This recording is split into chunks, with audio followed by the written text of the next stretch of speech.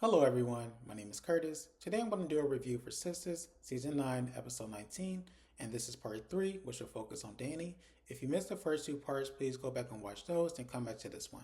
To begin, we see Dani, she's getting ready for her shift, and then we see Miss Brown. And as soon as I saw Miss Brown, I knew what was getting ready to happen, so she does approach Dani. Dani was like, oh my god, what's going on? Like, I'm in uniform, I'm on time, like, what's happening? And so Miss Brown was like, can I please see you in my office? And so Dani was like, oh my god, is this about the budget cuts? And so Miss Brown was like, look, I wanted to do this in private, but I might as well just say it right now. We have to let you go. Danny was just like, wait a minute, hold on for a second. You want to let me go? I'm basically a near perfect employee. Miss Brown was like, I'm not really sure if we can call you a near perfect employee. I mean, you have either insulted or assaulted co-workers, airport staff, and customers. Then she brings up the fact that Danny likes to leave early.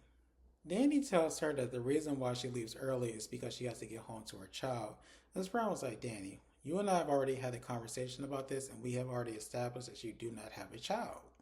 Danny tells Miss Brown that she can't prove that she doesn't have a child, and I was like, Danny is absolutely crazy.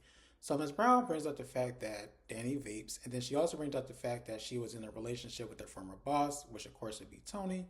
And when it comes to Danny, she's like, these are unfactual, these are baseless, like you can't prove any of this.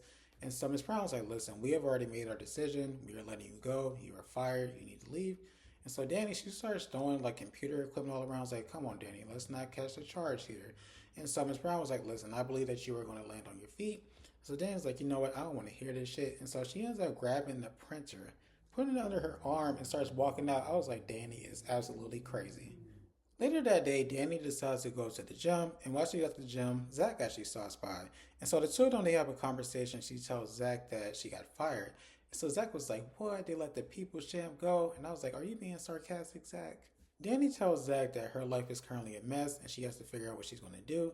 He tells her that there are better days ahead, trying to give her some motivation. But when you're in a situation like Danny where you just got fired, you are not necessarily ready to receive that type of motivation. So she does get a little antsy and get a little attitude. And he's like, well, at least you got your settlement money.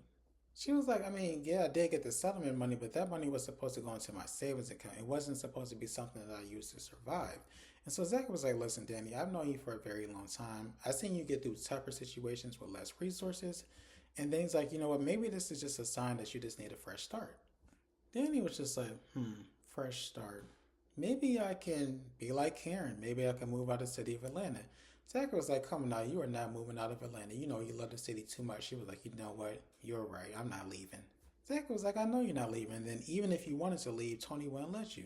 And so this is when Danny explains to Zach what happened between her and Tony and the fact that he stole money from her to cater to his gambling addiction.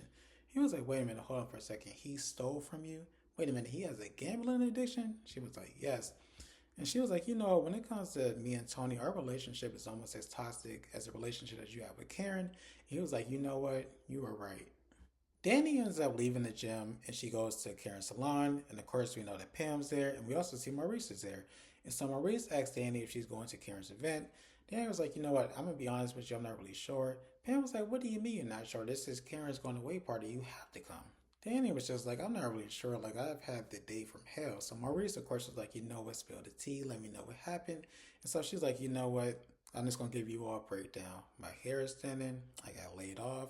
And then Maurice, this part was funny to me. I know I was giving Maurice a hard time at the beginning of the season, but he has really come through at the end of the season.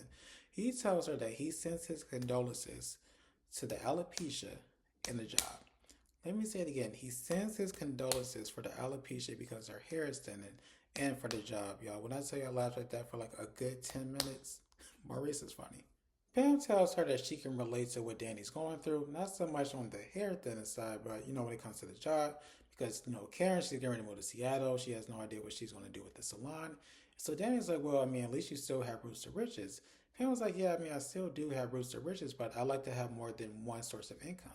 This is when they started bouncing ideas off of each other. So when it comes to Pam, she was saying that she would turn into a wig emporium.